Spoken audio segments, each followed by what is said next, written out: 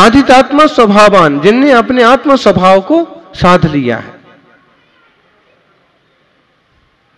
हम लोग वहां थे अहमदाबाद में, 16 में थे, और उसके पीछे शुद्धि का काफी जगह थी। शुद्धि मतलब शुद्धि એટલે શું है? शुद्धि करो, शुद्धि बोलो, दोनों में बहुत अंतर है। जमीन आसमान का कहो या ऊपर नीचे का कहो। शुद्धि करने जाते थे, वहां शुद्धि माने मुनिराज शुद्धि करके आए हैं, तो सफाई करने वाले 2 व्यक्ति, और एक दिन बड़ी बात कर रहे, बड़े धर्म की बात कर रहे हैं, दोनों आपस में बात कर रहे हैं। बोले पता नहीं अपन अभी कहाँ बैठे होते, क्या काम कर रहे होते, अपना पुण्य का उदय आया कि अपनों को यहाँ साधु की सेवा करने का अवसर मिला। काम क्या मिला है? मल सफाई करना है। उसके भाव देखो, अब काम मत देखो। कहे ना महाराज की मंदिर में झाड़ू लगाने वाला भी महान भाग्यवान होता है, पूजा करने वाला, पुजारी बनने वाला, मुनिराजों को आहार देने वाला है। बोले आहार दान में बड़ा पुण्य होता है, बड़ा पुण्य होता है, बड़ा पुण्य होता है। वो सुन के इतना भावित और प्रभावित हो गया कि बस मंदिर का धोती दुपट्टा लिया, कल का था, परसों का था, धुला था, बिना धुला था, लपेटा, और जाकर के महाराज को भी लपेट दिया चौकी में। क्या लगा तुम्हारा? धोती दुपट्टा, मंदिर का चौका चूल्हा सामने वाले का बनाया, अमुक दादी ने, चौके वाले ने, और तुम जाके सीधा उठाया और महान पुण्य कमा करके रवाना। जब वहां महाराज ने उसको शोधन किया तो निकला बाल जीव, और हो गया अंतराय। सारा पुण्य किसके खाते आया? ऐसे नहीं होता है महान पुण्य कि कहीं भी घुस जाओ, कैसे भी कपड़े पहन के घुस जाओ और बस देना देना, और पटकने से नहीं होता है। पहले खुद वैसी भावना बनाओ, वैसी शुद्धि बनाओ, वैसा भोजन बनाओ, आहार बनाओ। सूखा दाल रोटी भात पानी क्यों ना हो, वह देने का जो पुण्य होता है वह चक्रवर्ती के भोजन का भी पुण्य नहीं होता। उसका उठा करके देने का भी पुण्य नहीं होता है। तपस्वी सम्राट कहते थे, ज्ञानी दूसरों का झपट झपट के दूध दान करने की बजाय खुद का गर्म पानी दान करना सोने के दान से भी महान है।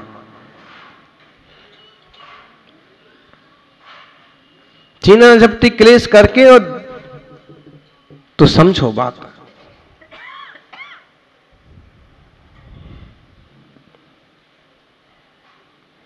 परिणामों की बात चल रही है, काम है, क्या काम कर रहा है, लेकिन उसमें भाव कैसे है? फल तो उन भावों का लगता है।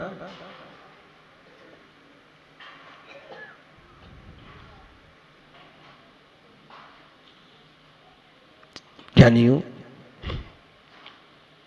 मंदिर जी में काम कर रहे हैं लोग, इस धर्मशाला में भी पता नहीं कितने लोग काम करते होंगे। साधु संघ के आसपास भी पता नहीं कितने लोगों को अवसर मिलते होंगे, लेकिन वे पुण्य कैसे कमाते हैं? अपने अपने भावों से। अभी मुनि मुदित सागर जी कहीं चले गए, कोई बनाव बन गया, ठीक है ना, और कई सारे युवक जो निरंतर संघ सेवा में उपस्थित रहते हैं, आधी रात को 12 बजे चौथी टोंक पर चढ़ने को तैयार हो गए।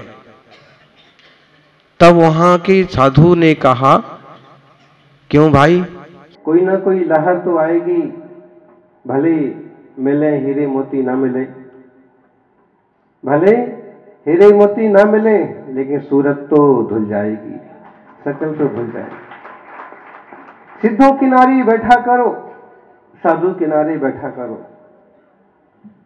कोई ना कोई लहर तो आएगी, और भले आप तुरंत सिद्ध बनो ना बनो, श्रावक तो बन ही जाएंगे।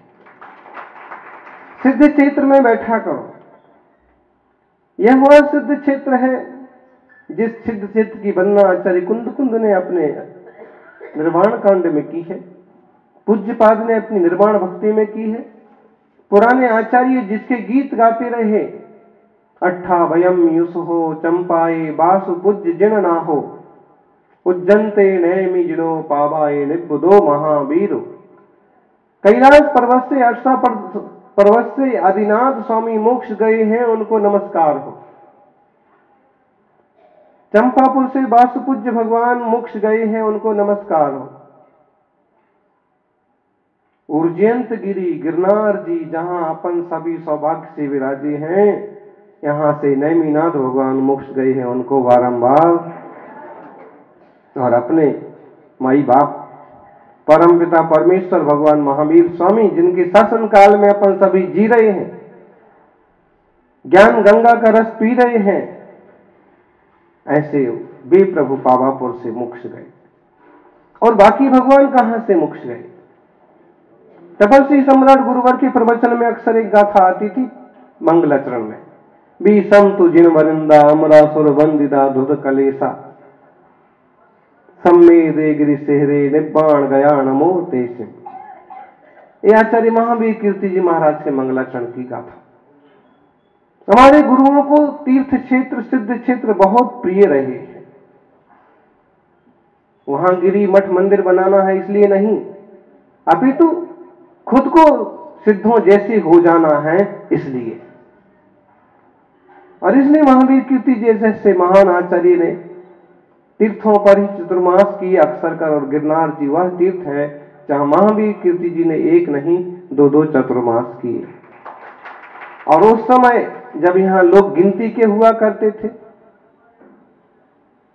लोग तो अभी भी गिनती के ही हैं, लेकिन गिनती से तात्पर्य है कि बंधन को दर्शन को भी गिनती के ही लोग आते थे।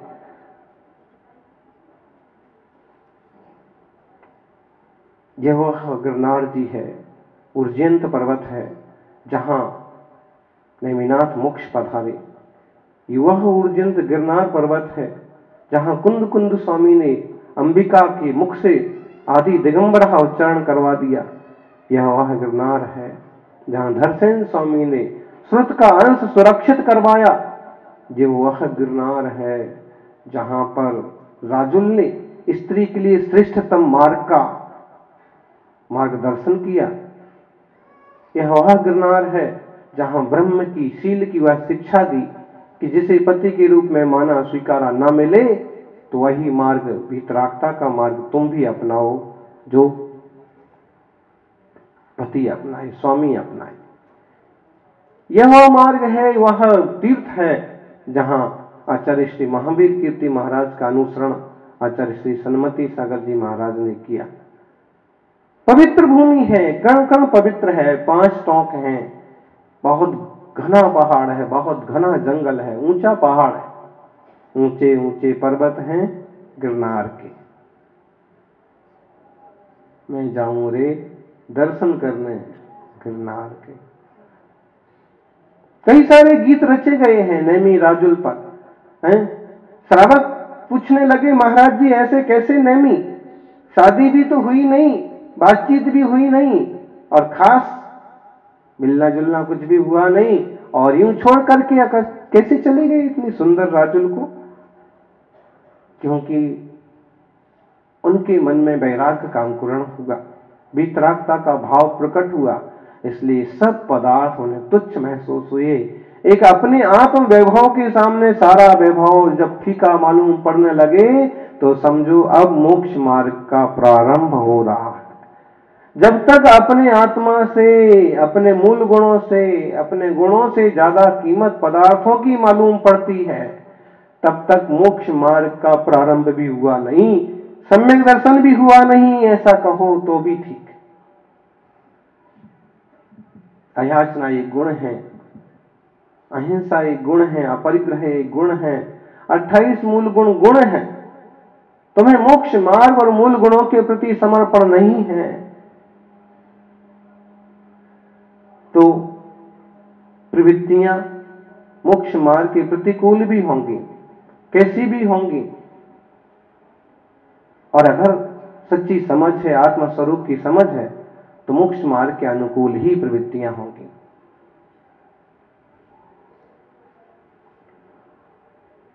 अभी मुनि श्री सुवन्य सागर जी पधारे।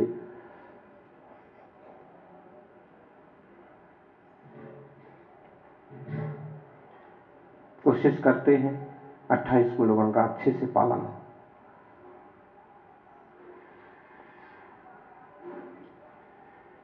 मोक्ष मार्ग में जो परिपाटी बताई गई है, प्रवृत्ति बताई गई है, उसका यदि उसी अनुसार अनुसरण न किया जाएगा तो उसकी उपलब्धि भी नहीं होगी। आज तक हमने जो किया उसका फल पाया, और अब हम वही करते रहेंगे तो उसी का ही फल मिलेगा। अगर हमें वही फल नहीं चाहिए तो निश्चित है अपना मार्ग बदलना पड़ेगा, अपनी वृत्तियां बदलना पड़ेंगी। सौभाग्यशाली हैं जो इस पवित्र तीर्थ गिरनार पर बैठे हैं। 72 करोड़ 700 मुनिराज यहां से मोक्ष गए हैं। 5वीं टोंक पर बैठ करके नैमीश्वर मोक्ष गए हैं, और सच्ची बात है। बहुत लोगों की मान्यता है, वहां पर और भी मान्यता कर रहे हैं लोग, लेकिन 5वीं, चौथी, तीसरी, दूसरी, पहली टोंक से ही मोक्ष गए हैं ऐसा नहीं। 72 कोड़ी मुनिराज मोक्ष गए हैं तो कोई यहां बैठ करके भी मोक्ष गए होंगे। और यहां की धूल भी हमने अपने माथे पर लगाई तो भी हमने सिद्ध क्षेत्र की धूल ही अपने माथे पर लगाई।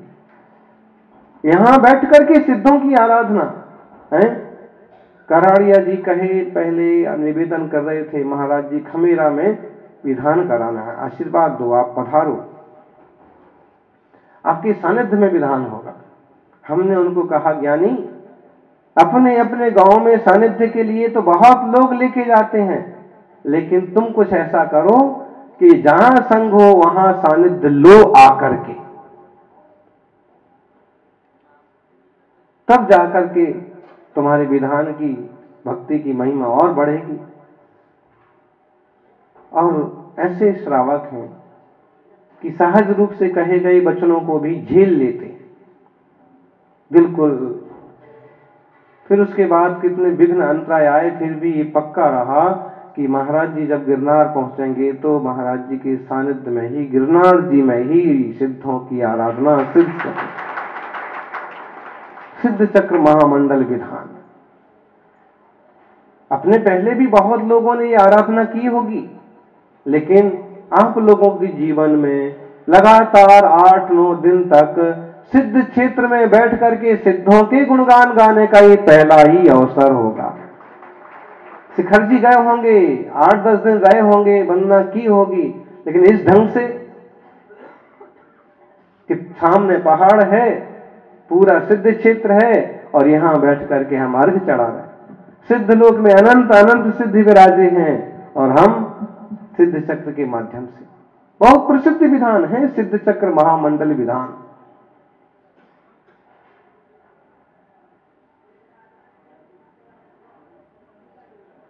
शाश्वत पूजा है सिद्धों की। सिद्ध चक्र मतलब क्या? सिद्ध, सिद्ध भगवान, चक्र, चक्र मतलब समूह। सुदर्शन चक्र होता है ना, घूमने वाला, वैसे सुदर्शन चक्र नहीं। सुदर्शन चक्र तो दुश्मनों के गले काटता है, सिद्ध चक्र तो कर्म रूपी दुश्मनों का सफाया करता चला जाता है। अभी सुना ना, दरिया किनारे बैठा करो, कोई ना कोई लहर तो आएगी। सागर किनारे बैठोगे तो कोई ना कोई पानी आएगा, लहर आएगी, और अपन मैले होंगे, गंदे होंगे तो अपना मुंह हाथ धुल ही जाएगा। मुनिराज स्नान मूल गुण का पालन करते, स्नान नहीं करते हैं, नहाते नहीं है, लेकिन बरसात के दिनों में कभी टाइम बे टाइम पानी आ गया रास्ते चलते तो उनका भी शरीर धुल जाता है। धुल तो मैल तो निकल ही जाता है ना, है? वैसे तो मन के उजले ही हैं, तन मैला होता है।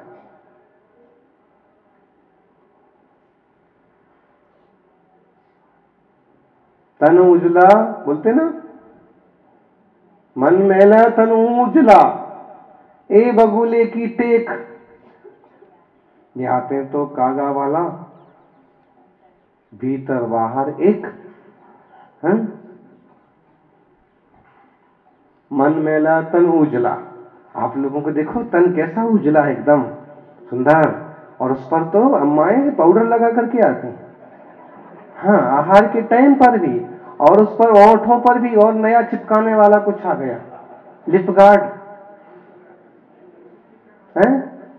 बताइए, अब इस पर तो लग जाएगा ये, मन मैला तन उजला।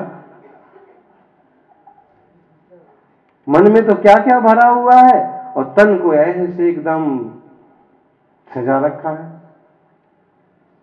एक बगुले की टेक, बगुले की टेक है। कई लोग देखो साधु का रूप धारण करते हैं और तरह तरह के कर्म करते हैं। कई लोग होते हैं पुजारी का रूप बनाते हैं, तरह तरह का कर्म करते हैं। धर्मात्मा का रूप धारण कर लेते हैं, ठगने का, उल्लू बनाने का काम करते। पंडित जी बन जाते हैं और बड़ी दक्षिणा लेते हैं, लंबी। इन पंडित जी की बात नहीं करने का, समझो। कुछ लोग होते हैं कि बाहर से तो रूप उजला है और मन, अब इसके विपरीत देखो, साधुओं का रंग रूप कैसा दिखेगा अक्सर कार। कोई एक आध महाराज जी मिले जो चमकते हों, एकदम गोरे नारे हों, नहीं तो गोरे गोरे महाराज भी धूप में घाम में तपस्या कर करके काले काले बड़े बाबा हो जाते हैं। तपस्या उनका है। आचार्य महावीर कीर्ति जी का एक सूत्र है, साधु कार्य तपा सुरते। साधु का काम सिर्फ इतना सा है। कितना काम है? શું કામ છે સાધુનો? તપ અને શ્રુત, તપ કરणे અને સ્વાધ્યાય કરणे. काय काम आहे? तपस्या आणि स्वाध्याय. बस. अब वो तपस्या और स्वाध्याय में ही रुचि है तो देह की रुचि खत्म जैसे हो जाती है, और फिर तन तो काला हो जाता है और मन उजला हो जाता है। तन उजला मन काला, ऐसे लोग दुनिया में बहुत मिलेंगे, लेकिन साधु ऐसे होते हैं। साधु से तात्पर्य समझना, वे साधु जिनने परिपूर्ण अहिंसा को अपनाया, सत्य, अचौर्य, ब्रह्मचर्य, परिग्रह, त्याग, कुछ भी अपने पास नहीं है। कर्म को भी परिग्रह मानते हैं, कसाय को भी परिग्रह मानते हैं,